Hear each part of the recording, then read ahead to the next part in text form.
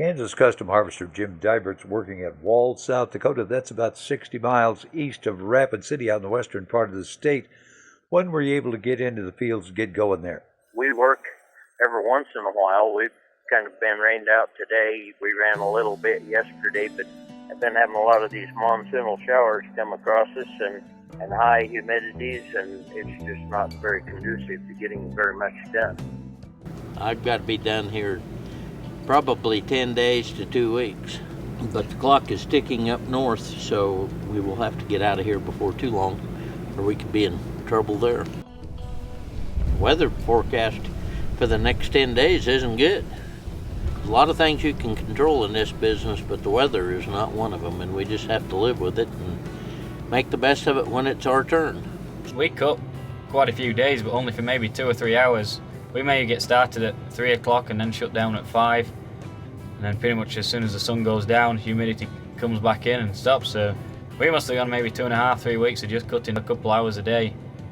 When it does that to you, every day you lose, you're gaining on your next stop. So your next stop's getting ready and you should be there, and you're trying to finish up the one you're at, and that's always a challenge to meet your commitments.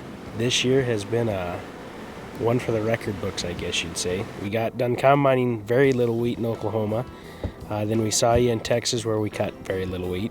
And then our 2 stops in Kansas had both been froze out and with the drought, so we didn't even stop in Kansas. And now we're in Gregory. Showed up here about 10 days, maybe 2 weeks ago to do our harvesting, and it has rained every day for the last 2 weeks. It seems like usually when the big storms roll through, it's towards the late afternoon, early evening. I love storms. I think storms are fun because they're exciting, and you know that's like it's like storm season. So as soon as you get that first big thunderstorm, it's really fun to me. I know it stresses mom and dad out.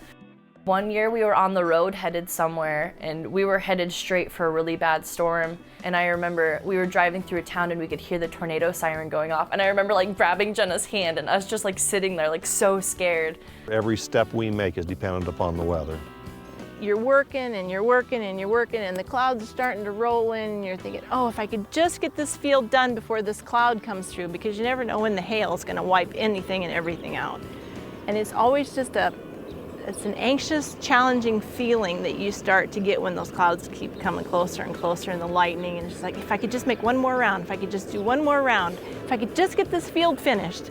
It's just it's a big game between me and the clouds.